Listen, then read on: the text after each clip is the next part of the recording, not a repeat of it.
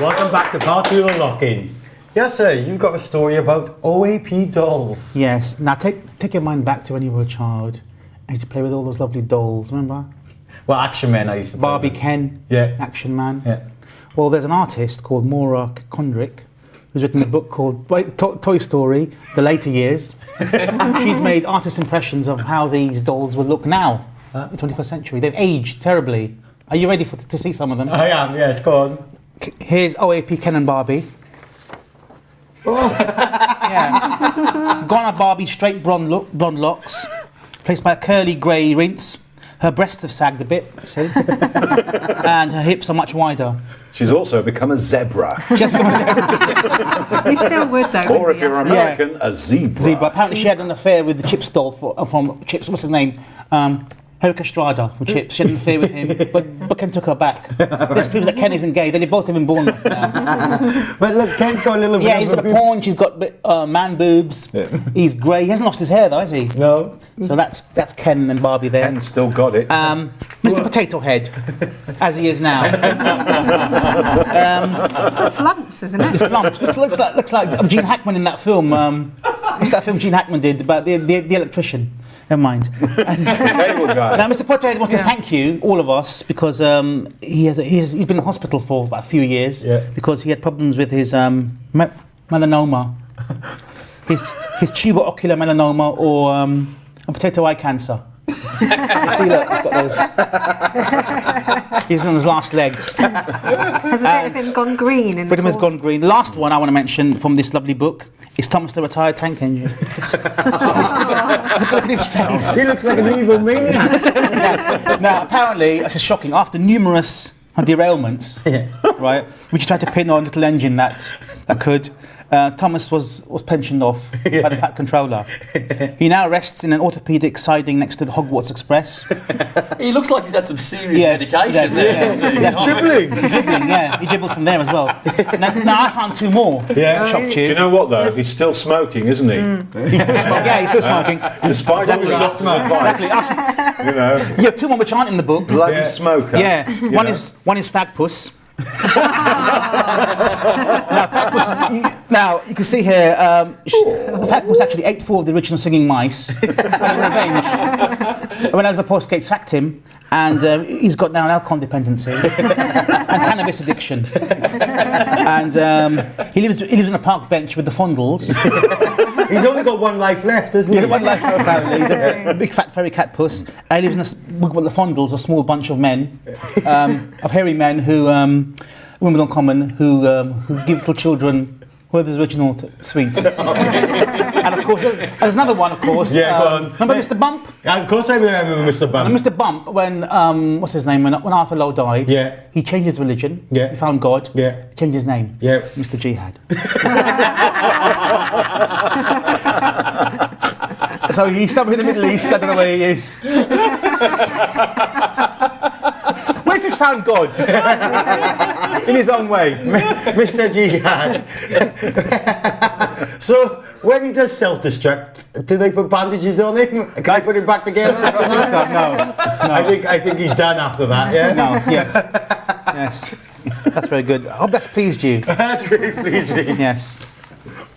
I don't know what to say after that. I'm shocked. Are you shocked? You should be. Sorry.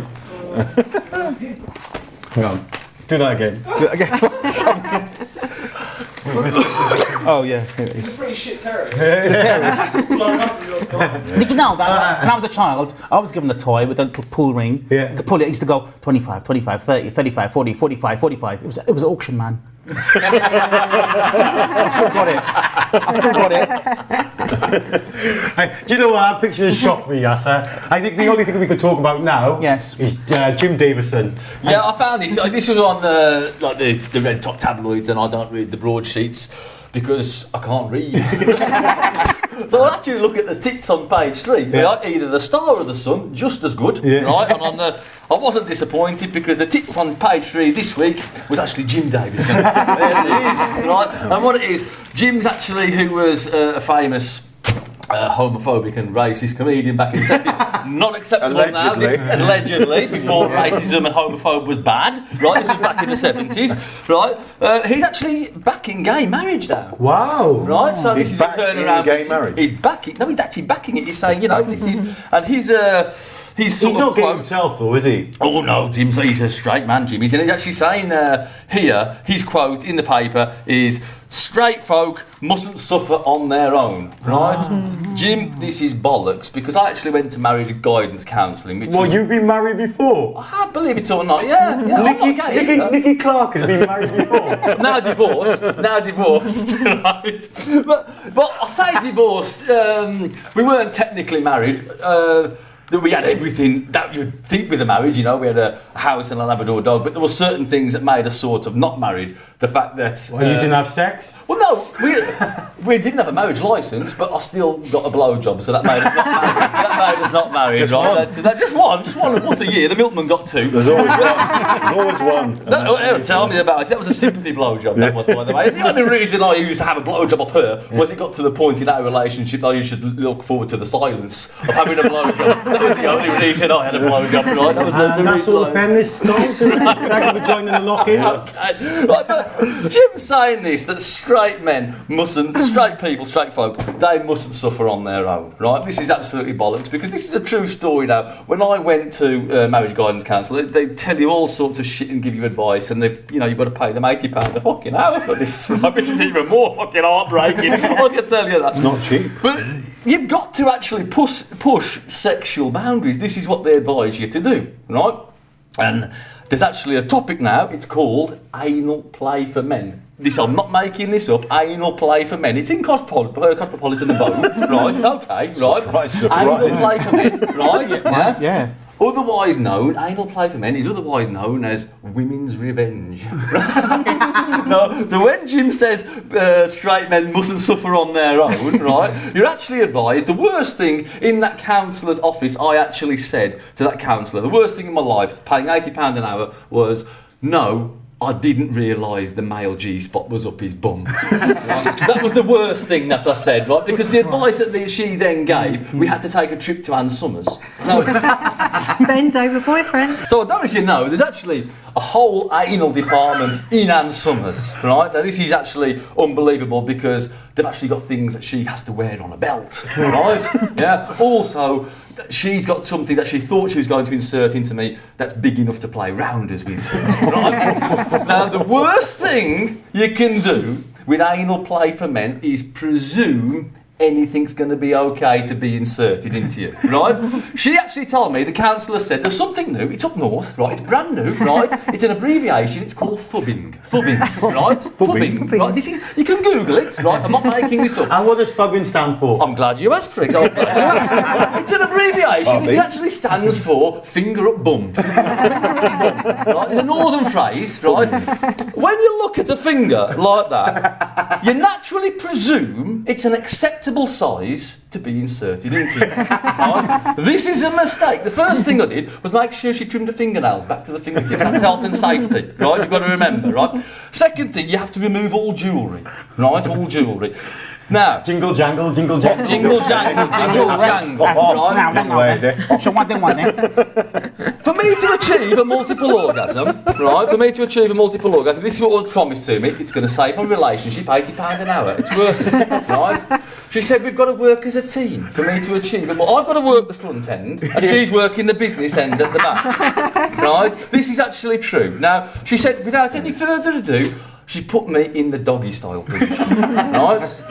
Yeah, this is actually, for a straight man to be in the doggy style position, and she said I was going to get the sensation of a multiple orgasm. The only sensation I was getting was that of being mugged, right? Of being in the doggy style position, right? So it made perfect sense that we're working as a team, right, to tell you the truth, because whenever she had a multiple orgasm, we worked as a team. There was me, her and the rampant rabbit. Now, I actually played a very important part in her having an orgasm. I did, Sean, because it couldn't have happened without me, because I was the one who had to go downstairs to get the batteries out of the TV remotes. Right?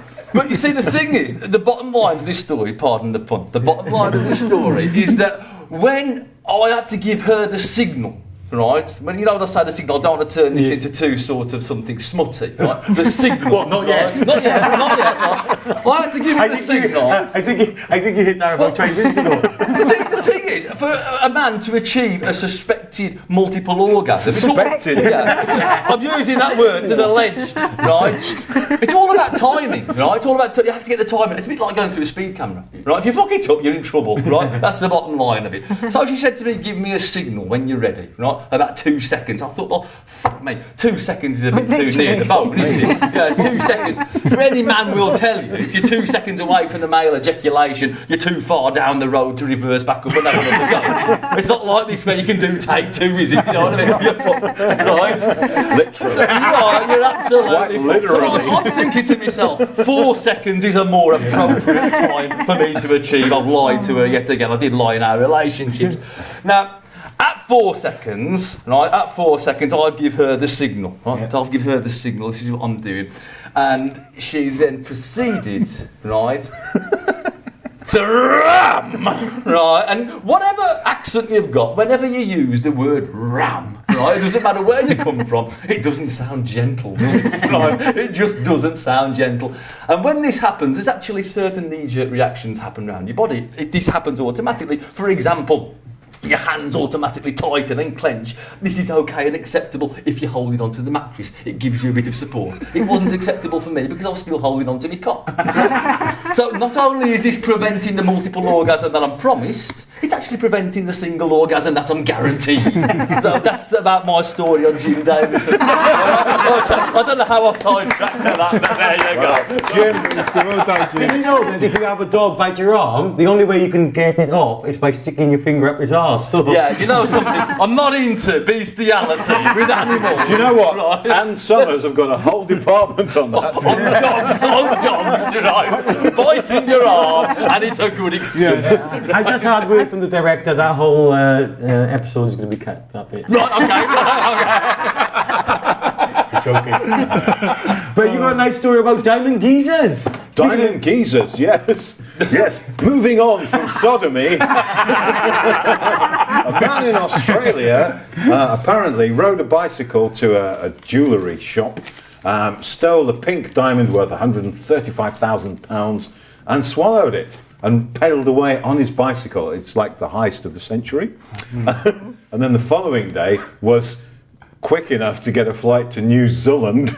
And apparently he was stopped at customs in New Zealand where they x-rayed him in search of the pink diamond that he'd allegedly swallowed the day before. Is this going to be another finger story? Well, no. See, they said to him, they said, look, we know, they said, welcome to New Zealand. We've got suspicion that you've swallowed a diamond, or maybe 6 diamonds. You can either have a finger up the bum or an x-ray. So he said, well, I think, I'm a Yorkshireman, I'll have an x-ray. So apparently they've x-rayed him and the x-ray results are inconclusive. So they're detaining this diamond geezer until he has a poo. What else was up there? Well, blood on your poo, or going more often with looser poo, are possible signs of bowel cancer. So they're looking for the diamond in the roughage.